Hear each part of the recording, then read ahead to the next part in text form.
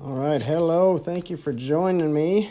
In this video, we are going to be carving start to finish on a 2-flower wallet and purse patch pattern out of the leather tooling pattern book, the variety pack. And we're going to get right to work here. We already have our leather wet down, the back of it taped, and just got done transferring that pattern. Now, whether you're catching us live on the 23 Plus Facebook page or watching the replay on YouTube, I hope you find tremendous value out of this. And whether you're watching for entertainment purposes or you're learning how to do some leather work, I hope you enjoy this video and welcome all feedback from it. If you have any questions as we're going along here live, be sure and shoot them out to me. I will try to keep an eye on the camera and watch for any questions and answer those as I go as well. But other than that, we're going to keep rolling right along and get this tooled in the normal speed that I would be tooling if this was going on in order. You'll notice as we go here, I like to keep my tools moving, so I'm all about efficiency.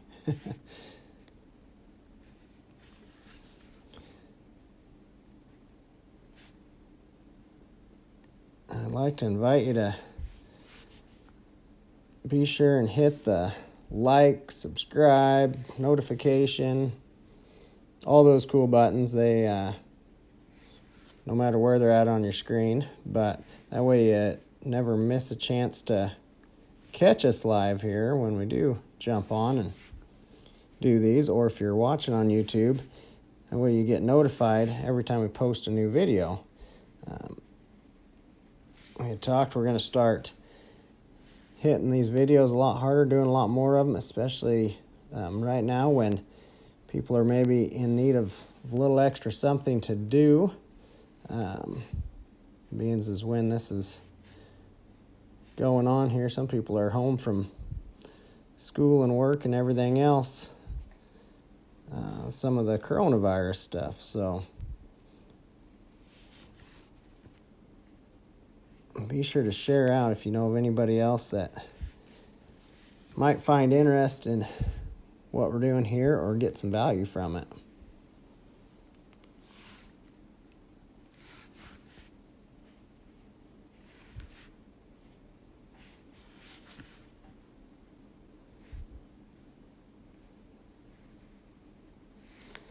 You can see I'm a little off some of the lines that I transferred over from the pattern, and that's all right. Those lines are a guideline, right? Sometimes when you're transferring those patterns, they're going to be just a shade off, but it's more important that you have nice, smooth lines when you cut your lines as opposed to be right on what you transferred.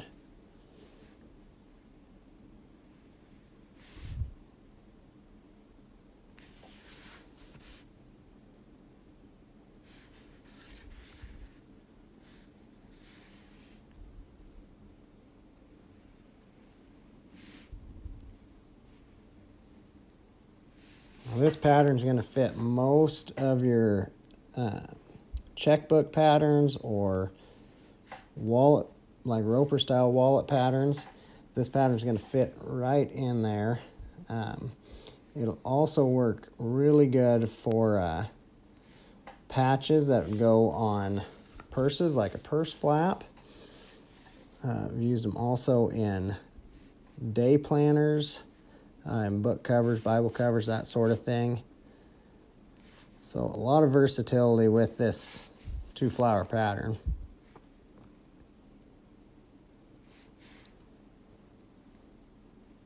And some of you may already own the book. And for one, I appreciate your support in that. Two, hopefully you're able to tool along here or pick up some pointers in what we're doing and help you in one of your upcoming projects.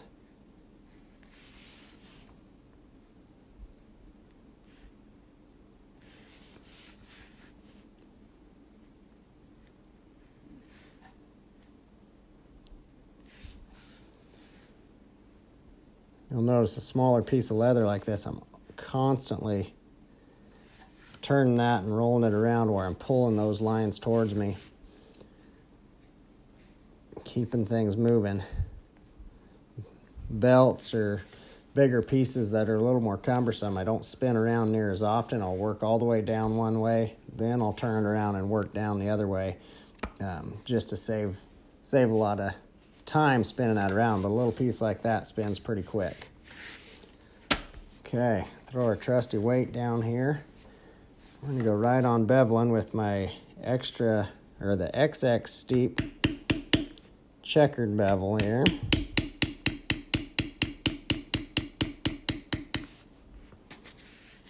Get the view pretty decent on the camera. Hopefully you guys can see all right. There we go. Just tipped in a little bit closer.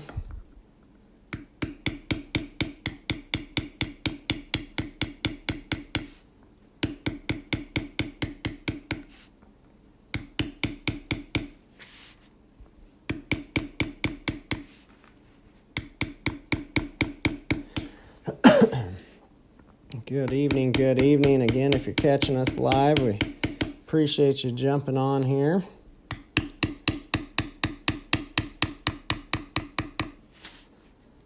Likewise, if you're on the replay, be sure you like and subscribe and follow and all the good things so you never miss when we hit a new video. I'm gonna go through kind of a series here over the next few weeks, and I'm gonna tool up all of the patterns that I have for sale. So there's a little bit of a tooling demo to go with every one of those. Hopefully add to the value that you're getting in those patterns.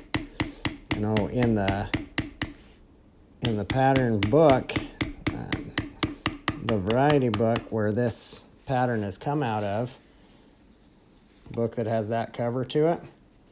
In that one, I show pictures of the beveled stage after all the beveling's done, just to show the direction on those lines, and then also a picture of the final tooling. But sometimes it's nice to see the process as we're doing it, and you can gain a little bit of value out of that, and hopefully pick up on a few little tricks in there as we're going.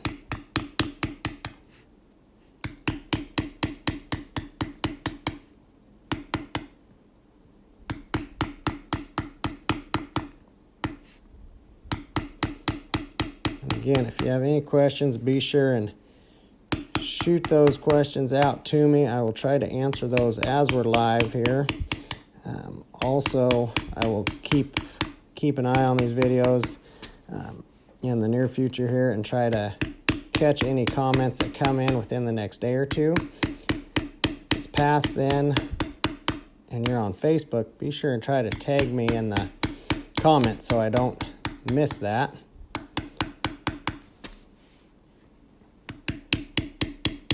Try to do my best to answer as many questions as I can. And if it's too in-depth of a question to answer typing it out, I'm always happy to do another video that'll answer that a little bit better.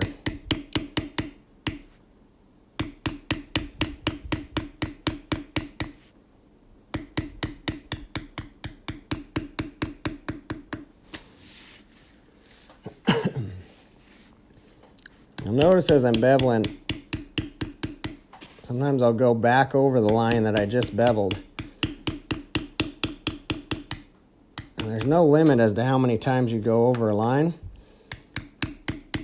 The goal is to make sure we're smooth lines. We don't want all the choppy marks in them.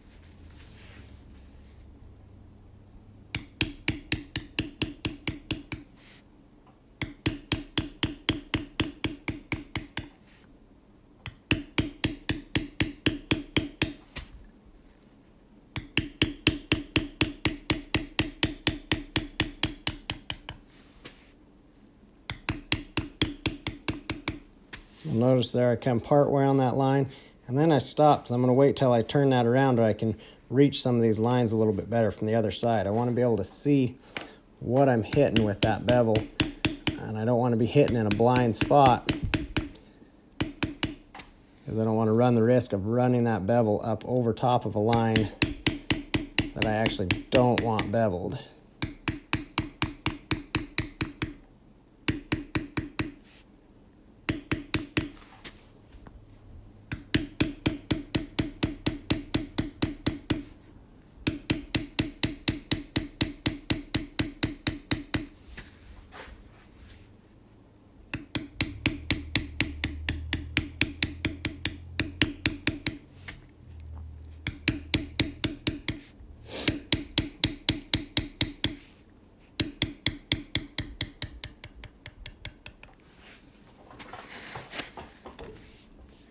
Oops, try not to kick the camera there. Another neat thing I got coming up too is some online courses, and I got a couple in the works right now. I'm actually working on getting those out. The first one that's going to be released, and my goal is to release that actually here within the next couple of days, is the fundamentals of drawing patterns. And that one, the reason I'm releasing that course first is with somebody just getting into leatherwork, or maybe just wanting to try something or stay occupied or educate yourself or your children when they're maybe in a time when they can't go to school right now. I want to offer a class that you don't need tools and leather and anything to get started other than a paper and pencil. So that drawing class is going to be strictly paper and pencil, super easy to follow along with, and again, it's going to be the fundamentals for drawing those patterns. So we're going to go right down to basics, and if you've never drawn your own patterns before, it'll be a super cool class. And even if you are drawing your own patterns, there might be some fundamentals in there that you can work on that really help to enhance your game and increase the flow of what you're doing and the toolability, for lack of a better term. But, patterns that are drawn with the beginner tooler in mind are going to be a lot easier to execute on. The second class I will be putting out, and that one's still a little bit down the road yet. I have a little bit more videoing to do for that and get the courses all put together. But that one's going to be the beginner's guide to floral carving. So again, everything kind of meant to really dial in and hone the fundamental skills, both the drawing and the carving. But if you want to be notified when those new courses are coming out, be sure to shoot me your email. You can feel free to leave that in the comments, or if you would rather send that in a personal message, you're welcome to as well. But let me know that you want on the list for the new courses, and I'm not going to hammer your email with a bunch of stuff. Quite frankly, if I'm going to spend the time doing stuff like that, I'd rather spend the time just sitting here doing a video than pestering you with a bunch of emails. But I would like to be able to shoot an email out to you guys when those courses are available, if that's something you're interested in.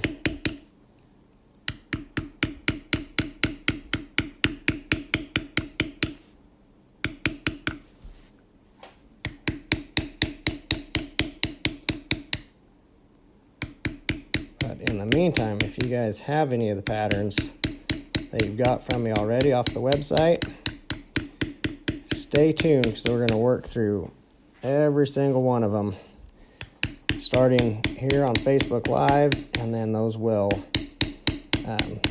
be posted back over to YouTube, so you'll be able to catch them both places there and have access to that.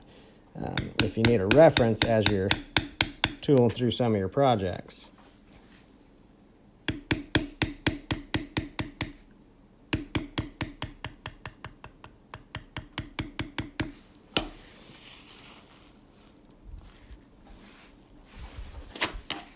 Okay, time to roll that around a little bit. Catch this border line before I finish turning that all the way.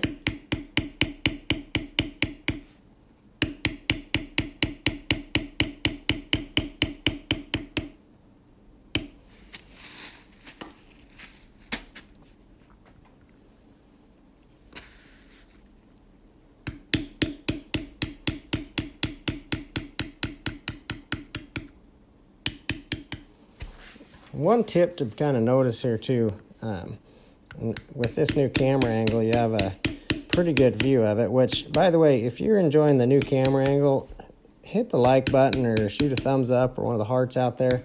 Kind of let me know. I'm hoping, so far the videos I've done with this new angle, people have been liking. But you'll notice that you can kind of see the white in my knuckle there. You can see that I'm squeezing pretty hard on that bevel, but I don't want that to be misunderstood. I'm not dragging that or pushing down super hard. I'm holding it really tight, squeezing, but everything is loose to where it can bounce up and down, and I can drag that along there. This is a checkered bevel here, so you're asking about seeing the bottom of it, and it won't focus super well on it, but there's checkering on that, and it's pretty steep angle. But when I want to move that along there, I'm hitting down with my mallet so it hits down, and I need to almost let it spring back up out of that leather as I'm moving it along there so it'll walk right along that line.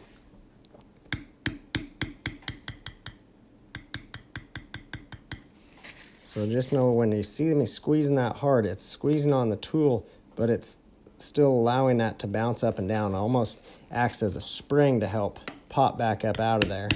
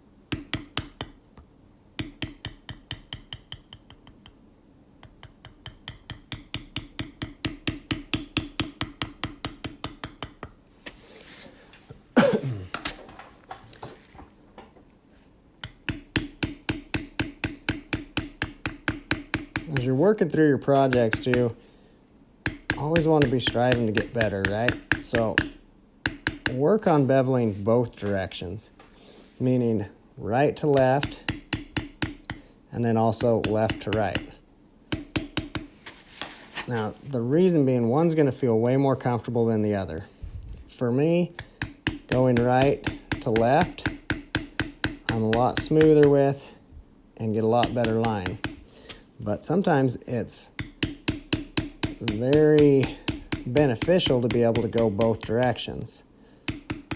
So always try to push yourself to be able to run both ways. It can save you having to move your leather sometimes, and it'll also help you smooth that bevel line up if you can hit it going both directions. I see some comments coming in asking about this particular bevel. This is my favorite bevel in my tool block. It's one I primarily use on everything. And this is a Berry King, and it's the XX Steep. So it's super steep. It's checkered bevel. I have the checkers kind of filed off right down there at the tip, just a little bit. When I first got the bevel, those checkered bevels will grab and kind of catch a little bit. So super fine, kind of almost an emery paper will just buff that off just enough to help that glide through there. And then you bevel enough leather and it'll start wearing that down too.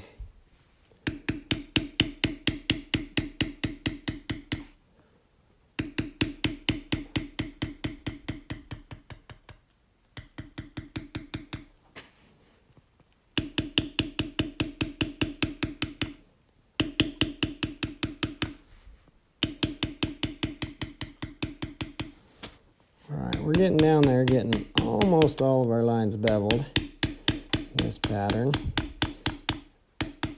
And if you've done very much tooling, you would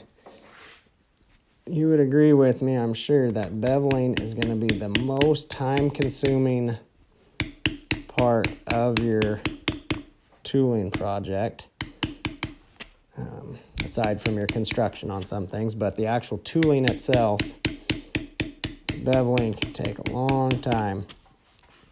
However, I think it's a really crucial part of the tooling, and by taking the time to make sure your lines are smooth, going over lines as need be, something gets smushed down too much, hit it again, not a problem. Take your time if you can to get those nice smooth lines, because it really pays off in the overall look of your project. I'm really big on kind of the foundations and fundamentals, and your knife work and your bevel work are the huge fundamentals that come out when you're actually tooling. You know, it's all going to start with the pattern itself. If you have a kind of a sorry pattern to start with, there's not really any extent of tooling that's going to fix that. But once you get into your actual tooling, you can take the best pattern, and if you don't have solid knife work and bevel work, that's going to struggle with that end look.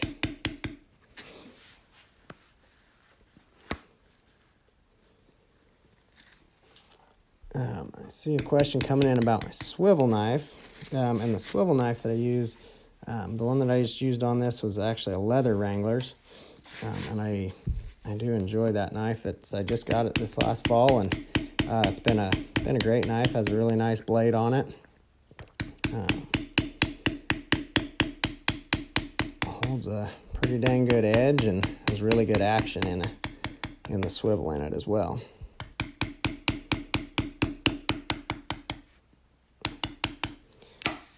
And with all of the tools that you use, a lot of it's personal preference. I'm not here to say one's the best or anything like that. These are just the tools that I've come to use and enjoy in the work that I do. This next tool I'm going to go to is it's called a thumbprint. It's a vertical line thumbprint, so I got lines on it running the length of that tool. This is another one from Barry King. I run a lot of his tools. I was going to start bringing some of that shading in there, getting a little bit of definition to it.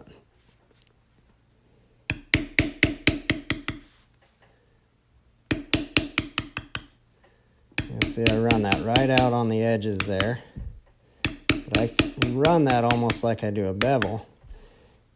Important out in these flower petals that you're pointing back towards that center and pulling towards that center, and that's going to help with your flow when we go to laying your decorative cuts and all that in there as well.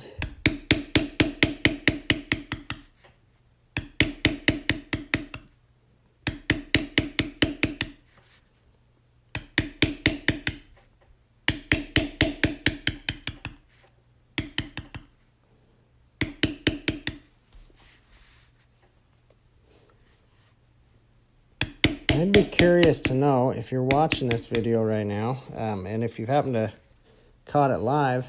I know some of you guys have the pattern book already, the Variety Pack Leather Tooling Pattern Book. Have any of you, first off, go ahead and hit the like button if you have that book. I'm just curious to see who all out there does. But then also, have you tried this particular pattern out of it yet? I'd love to hear if you have tooled this pattern yet, and if so, let me know if there's anything new or kind of light bulbs that come on as you're watching this, if there's any little tips and tricks that you think may help you for the next time that you tool it.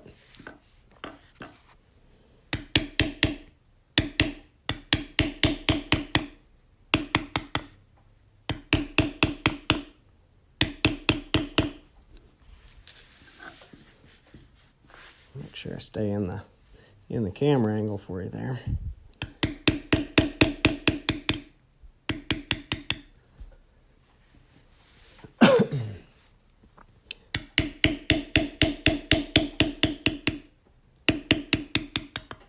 I try to build strong habits and tool things the same way every time, as far as the same steps as which tool comes next. And so for me, this is the order that I always go on with. I'll cut my pattern in with my swivel knife first, then I'll bevel it. The next tool I come back with is this thumbprint. If you're just starting out,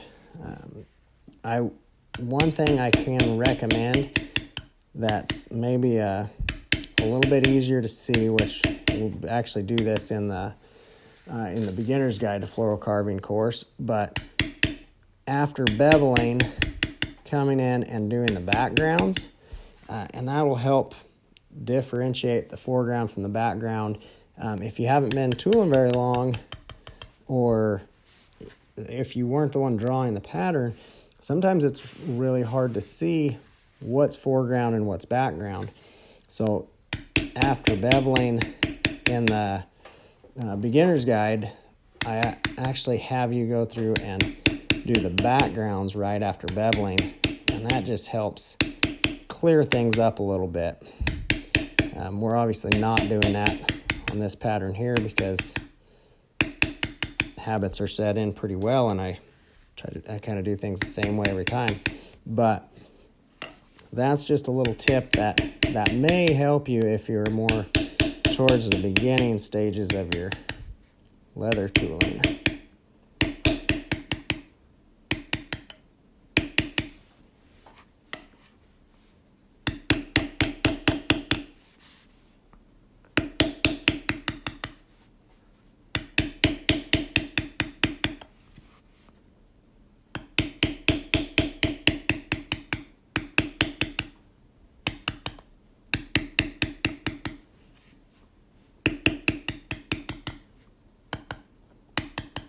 If you're catching us live here, I appreciate you taking your time to jump on here this evening and watch this. If you miss any of the videos coming up, as we're going to continue to work through every pattern that I sell and show you right in real time how I tool that. If you miss one of them live and want to go back and catch them, they will obviously still be up on the Facebook page, 23+, but then also these videos are going to transfer over and be on YouTube, so you'll be able to catch those just on my channel, Joe Mealing, but we'll have them up there for viewing at any time as well. Sometimes if you're not catching it live, it's a little easier to go back and catch past videos on there than it is searching back through a feed. Okay. Now this next little tool that I go to, this is some old craft tool, and I don't know what it was, but I ground it down. So this is almost a small little lifter. But I got this when I was cheap and couldn't afford other tools. So I just ground down one that I picked up at a yard sale or whatever, and I I got used to it and never have went and got a little lifter, because this one has worked really well for me over the years. And I'm not as handy as some of the tool makers for doing the fancy stuff, but grinding one down to a little point I managed to get by with. Alright, we'll keep moving along here, and I'm just using this down any of those little points where those little ridges are.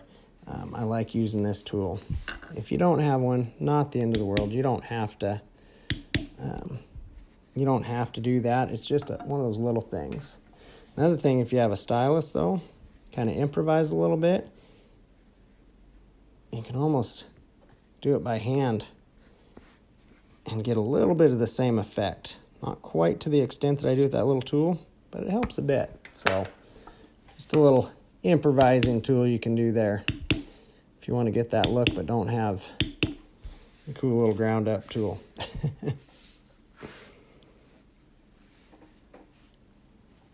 All right, let's keep working around here. You know, this little pattern, as long as you keep your tools moving, goes pretty dang quick. It's not too bad. All right, next tool I'm going to grab is a little cedar. So this is just a little round seed here. I'm going to stick that right there in the dominant stem on both of those flowers.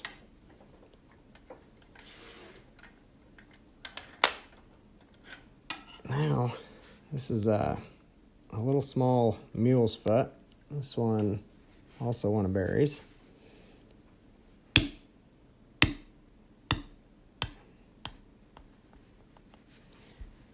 Now, they do have the mule's foot that has like 4 or 5 continuous ones all together in one stamp. That gives a little bit of the same effect. The only difference is those are all in a straight line. So I don't like them as much. I like being able to rotate those around the corner. Personally, I like them where it's individual like that. Seems a lot more universal for me. Okay, this pattern here, I'm going to come back with a little veiner. I'm going to spin these around and start give a little more depth to our flower stem here. I'm going to tip that up on edge, fade that down as I go, and then mirror that on the inside here with a couple little hits. So it really kind of rounds that stem out, gives it a neat look there.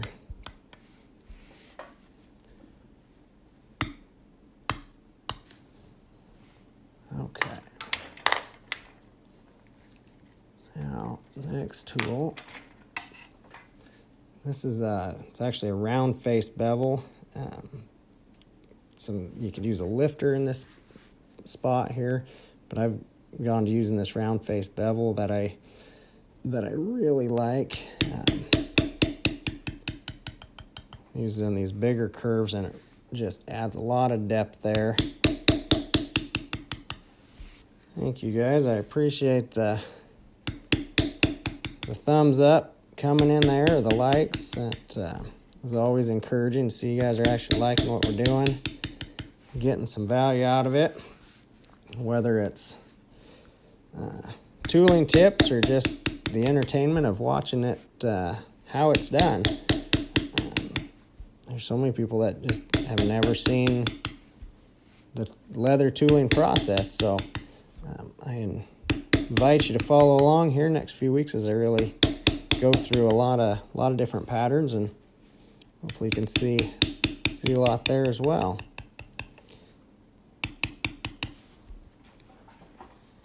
If you are looking to catch the videos live, more than likely it's going to be in the evening times or early mornings, as I still have my order list that I'm working through on my belts. So any of these videos of the how-tos or my class videos and the course development's all coming early mornings and evening time. So I set that flower center in there, and that's just a kind of an open round center. I'm going to come through with this little liner. You'll notice that's kind of concave on this end. It's a center liner and fits right around little round centers in there. You can also do this with the small end of a thumbprint as well. That's how I used to do it until I was able to get this liner.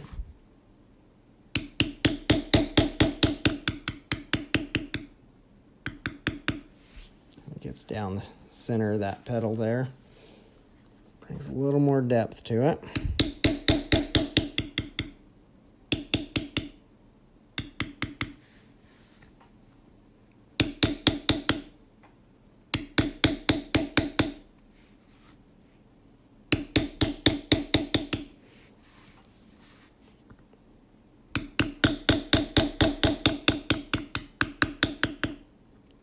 Do it a little heavier in the middle, a little lighter out on the ends of those petals. And especially flowers like this that have a lot of these petal lines coming into that center and get a little tight. Sometimes that liner is going to go over and hit those lines. It's not the end of the world, so don't panic on that. We'll actually come back with the bevel at this point and retouch up those lines and bring them right down to the center. So it'll help sharpen that up, lift those edges back up, really brighten up that center. You know, happy little flowers like Bob Ross style, right? I think his were all happy little trees, actually, but they're tool and leather, so I guess we'll call them happy little flowers.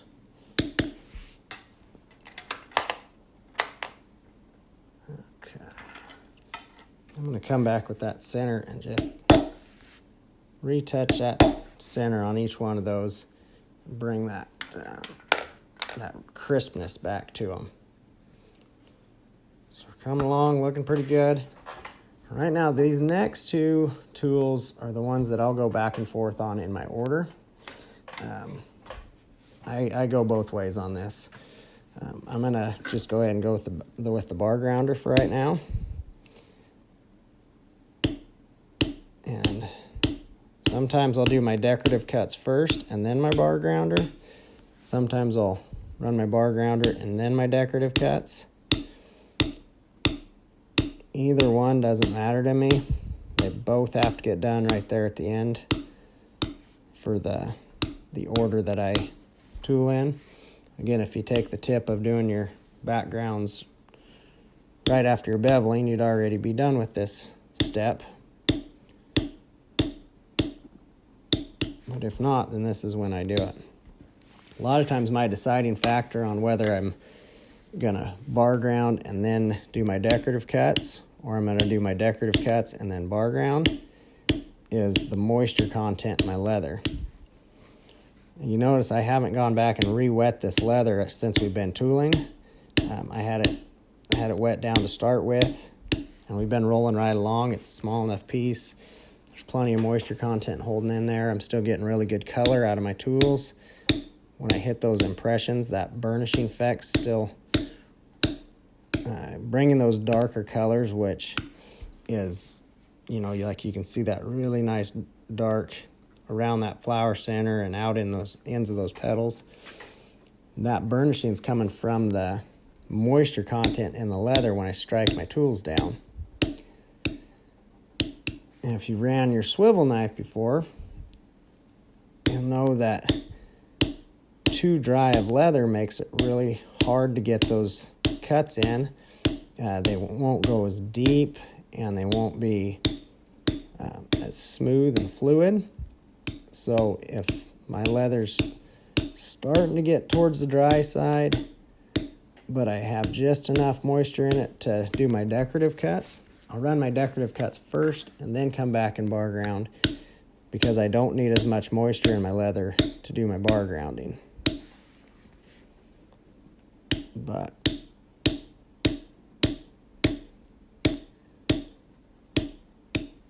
If there's plenty of moisture in there, then I'll just go ahead and run that bar grounder and finish up with the final decorative cuts, because I really just love that step. I think it brings that last little pop to the pattern and brings your stuff to life.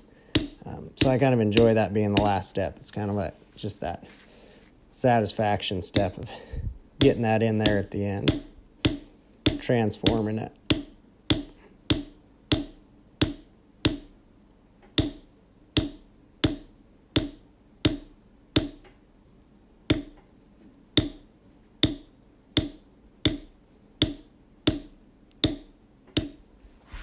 Now, running your bar grounder, there's people that are definitely way better at this than I am.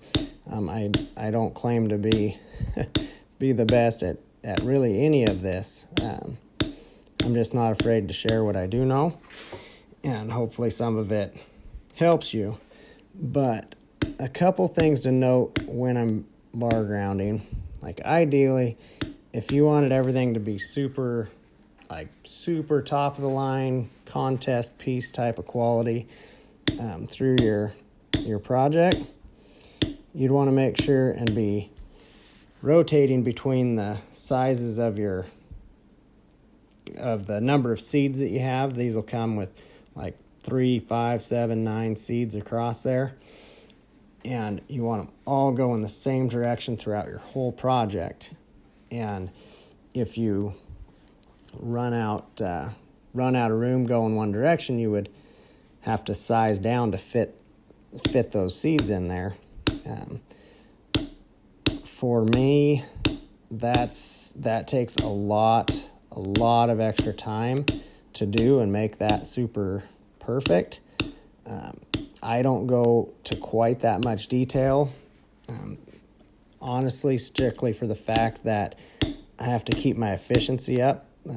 This is how I feed my family, and when I'm running through orders on my belts, I need to get them done in a timely manner. And my belts are definitely not cheap as it is, but if I had to take the time to make sure every bar ground was going the exact same direction throughout the whole project, it would have to add to that cost a bit. But that being said, one thing I do try to do is within each background space, I try to keep that even and either going in the same direction where they're all going one way, or I'll fan it around there. Here, we'll fan this one across so you can see.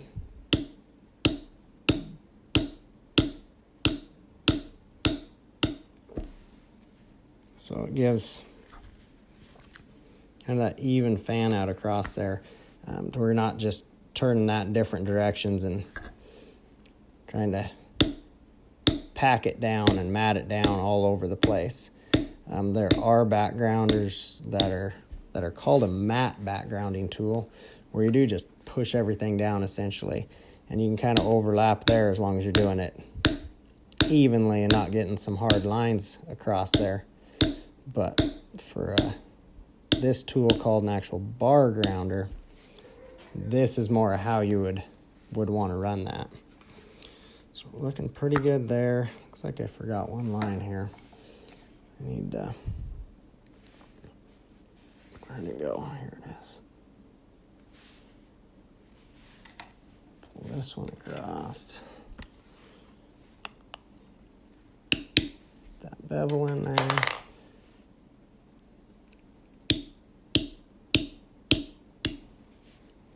Come back around that, and right here. One more background spot.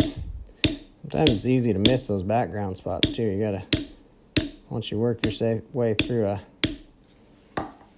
project, you gotta kind of step back and look at it again and follow things around and make sure you didn't miss any.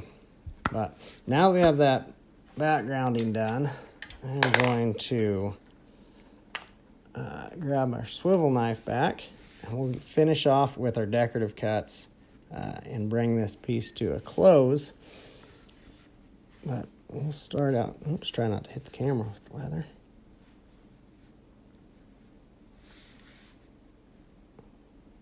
Now with our decorative cuts, I'm starting deep and fading those out lighter as we go. Change our angle a little bit there.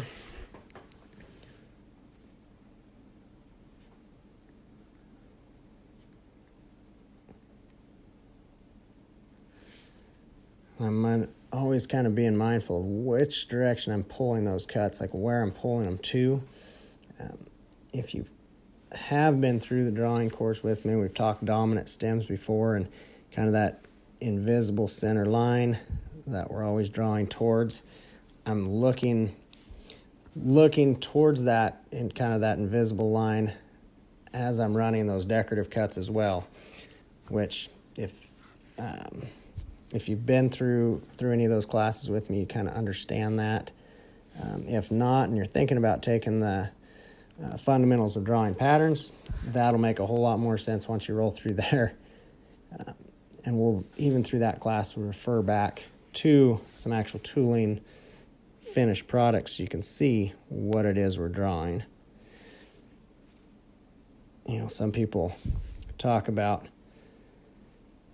well, you have to learn to tool before you draw, or you have to learn to draw before you tool, and it's kind of a which came first, the chicken or the egg sort of debate. If you're good at one, it's going to help the other. And it's good to learn both of them. And I think it's great to learn to draw your own patterns.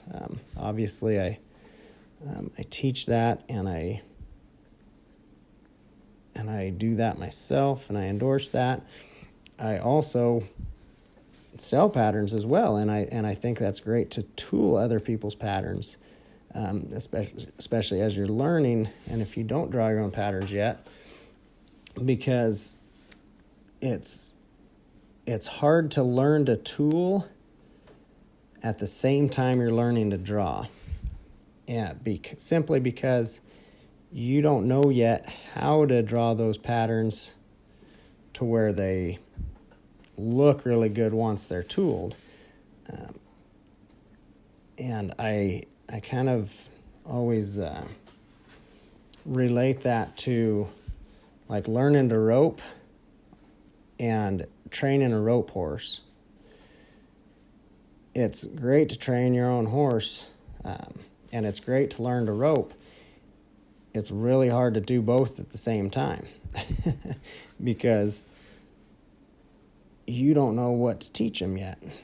And then if they're not putting you in the position you need to, it's hard to learn to rope good. Kind of the same thing with the patterns and the tooling. You don't know how to tool yet. Well, it's hard to tool patterns that aren't drawn with the end result in mind. So I encourage learning both, but maybe just a little bit independently of each other, if that makes sense. All right, there we have it. We got our decorative cuts run in there. That's our 2-flower pattern out of the Leather Tooling Pattern Book Variety Pack. And I would love feedback if you've picked up any tips or tricks or saw anything that you think you want to try different the next time you tool that pattern, or any of your other patterns. I'd love to hear that. Also, if you are on Facebook or YouTube or wherever you're watching this at right now, be sure to hit like, subscribe, notification buttons, all that good stuff. Make sure you don't miss when we post some more videos. And also, if you are interested in getting on the email list for upcoming courses, or online courses or live courses, but be sure to shoot me your email. You can leave it in the comments or message that to me, and we will get you on that list so you stay informed on all the information. But thank you guys for joining me, and we will see you later with more patterns as we tool through every pattern that we have for sale on 23plus.com. Take care.